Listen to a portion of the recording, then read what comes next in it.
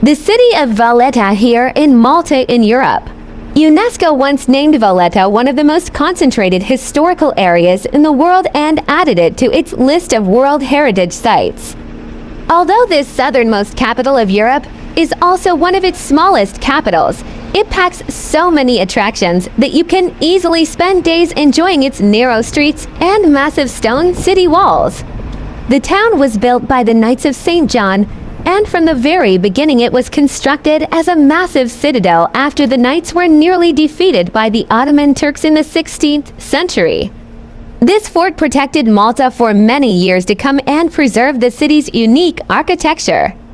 What amazes almost everyone in Valletta are its narrow sandstone streets dotted with colorful balconies that make visitors want to take pictures non-stop. Those famous wooden balconies are called gallerigi, or galleries. You'll appreciate the shade they cast even more on hot summer days. Another city that one shouldn't miss is the former Maltese capital of Dina, where it feels like time stopped somewhere in the Middle Ages. The old city center is surrounded by fortified walls that have witnessed many events throughout its rich history. In fact, that history goes back around 4,000 years. Wander around Dina's narrow cobbled streets to enjoy the charming Baroque and medieval architecture, which make a surprisingly ideal combination. And due to restrictions on motorized vehicles, you won't be disturbed by cars. Set on top of a plateau in the heart of Malta, Dina offers breathtaking views of the whole island. Malta sits at a crossroads of different cultures, and it's no wonder that this mix has influenced its cuisine. The Maltese know what good food is and enjoy a diet based largely on seafood, vegetables, herbs, fruits, and olive oil. Rabbit is also one of our traditional dishes, and we cook it either stewed or fried with garlic, explains Chris Gerksey, the chef at the Great Leggett restaurant in Rabbit. In summer, we eat fish. We prefer to cook it with seasonal vegetables and herbs, including mint and basil. One of the most common fishes is tuna, which we like to prepare like Mama used to make, meaning with peppers, capers, tomatoes, and black olives. If you want to try the freshest seafood, head to the old fishing village with the charming name of Marsaxlokk. It's located on the southeastern coast of Malta overlooking the Mediterranean Sea and is famous for its traditional wooden boats, called lezzes, which are painted in bright colors and with eyes on them. It's also known for its Sunday market, where fishermen sell the morning's catch. If you don't want to bother with cooking the fish yourself, choose any restaurant in Marsaxlokk and try the lampuki, or dorado. Malta joined the Gourmet Map in 2020 when its restaurants were first awarded Michelin stars. Now the famous guide recommends around 30 restaurants in Malta. Among them is the sophisticated Undergrain located in the Rosselli Hotel in Valletta. Terran in Fort St. Angelo was once just a small pop-up, but it has grown into a stylish restaurant on the waterfront where one can also try a Maltese lemon tart, a local specialty. Malta's culinary offerings have been influenced by each civilization featured in its past. This, blended with Mediterranean produce, has created a diverse cuisine on the islands. From Michelin-starred establishments to casual eateries serving local specialities, there is something to suit every taste in Malta. Traditional Maltese food is rustic and reflects the seasons. Some examples include lampuki fish pie, rabbit stew, braccioli beef olives, caponata Maltese ratatouille, and widow's soup served with a small round of Bagiat sheep or goat's cheese. Bigilla, a thick broad bean and garlic pate, is served almost everywhere.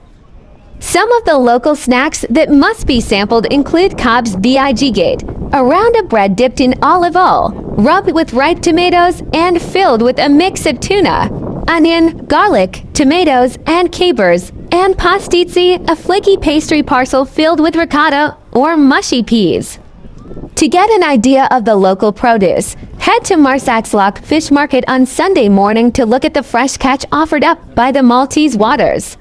From scorpion fish to red mullet, tuna, octopus, and squid, Each season brings with it a fresh and individual array of seafood delights that feature in both casual and fine dining fare on the islands. Those who appreciate a good vintage or two, Malta holds its own in presenting some great wines.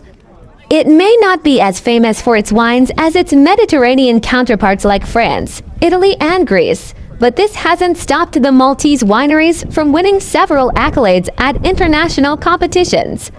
Along with the typical Cabernet Sauvignon, Merlot, Syrah, Grenache, Sauvignon Blanc, Chardonnay, and Chenin Blanc grape varieties, some indigenous varieties such as Caluza and Argentina are also grown on the islands. Take a local winery tour to taste some of these unique wines that boast a distinct body and flavor. With a Mediterranean climate and over 300 days of sunshine per year on average, Malta is, of course, a paradise for sea lovers. Most of the here beaches are lauded with blue flag status, meaning they have exceptional water quality, accessible facilities and services, and are managed sustainably. The northern and western shorelines of the island of Malta boast some of the nation's most popular beaches, namely Melia Bay, the island's largest beach, Golden Bay, and Kajntufjaka, which has dramatic cliffs and splendid swimming. Gozo also offers excellent beach-going and swimming opportunities, such as at Ramla Bay with its distinctive red sand. The crystal-clear waters of Camino and its blue lagoon make this island the perfect place for a yacht trip. In fact, the Maltese Islands have become a very popular yachting destination due to their good sailing weather, strategic position, and world-class marinas. Both Grand Harbor Marina and Manuel Island Marina have great repair facilities, excellent slipways, and tip-top dry docks, which all make Malta a favored home port for yachts. Those visiting Malta via yachts or flights can enjoy various other activities on the islands too. Hiking, biking, rock climbing, paragliding, and windsurfing are all among the nature-imbued adventures offered up by Malta. Scuba diving is very popular here too, because of the warm and clear waters. There are also lots of interesting underwater sights to be seen in the Maltese waters, so it's easy to see why Malta is consistently voted one of the best diving destinations in the world.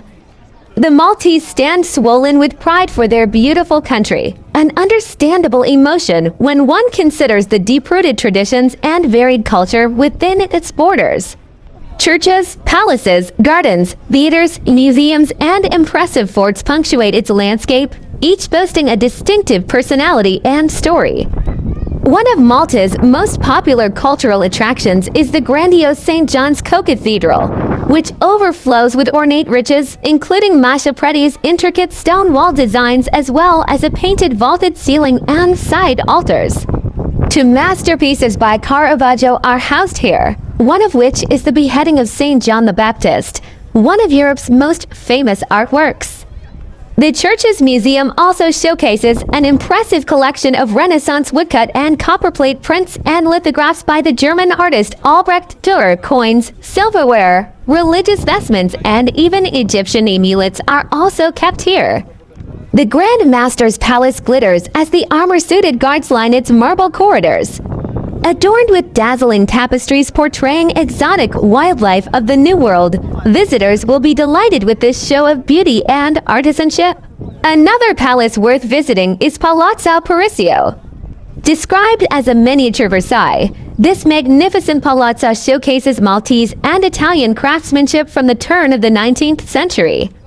Lavishly decorated ceilings, murals, frescoes, fine stucco work, and extravagant gilding find pride of place here. The palace is surrounded by lush, classically Baroque walled gardens that are among the finest in Malta. Other architectural wonders that showcase the nation's cultural richness include the Maltese theaters and opera houses. The Manuel Theater is the most important performing arts venue in Malta. It is a historical monument of immense cultural value that dates back to 1731. It was built based on the request from Grand Master Fra Antonio Manuel de Vilhena, from which its name originates. Small but pristine, this magnificent theater, with its pale blue trompe-l'oeil ceiling, impressive central chandelier, and perfect acoustics, can be found right in the heart of Valletta in Old Theatre Street. Ostra Theatre, located in the heart of stunning Victoria on the island of Gozo, is also a worthwhile theatre to visit. It has been a hub of theatrical activity for over 50 years and features ornate Baroque motifs and a majestic Greek-style facade. Also on Gozo Island is the stunning Aurora Opera House, which boasts acoustics and Baroque splendor that is second to none not only in the country, but around the world. Both venues have yearly opera productions.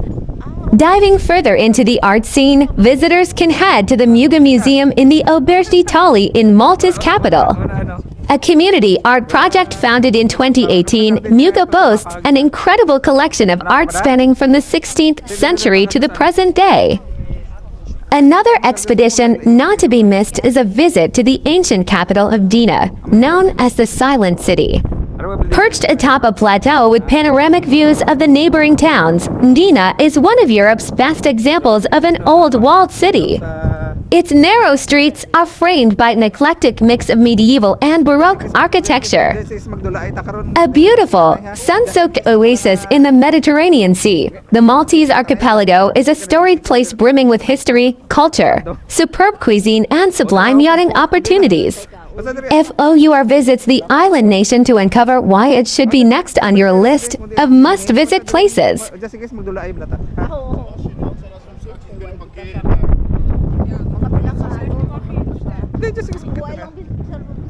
Wala oras? Oo, basta kasi natapos ka. Ano, iwalay ta? Gusto mo? Kaya mag-video ko pa ka dito. Oo, wala ka to. Dito po sa kandan eh.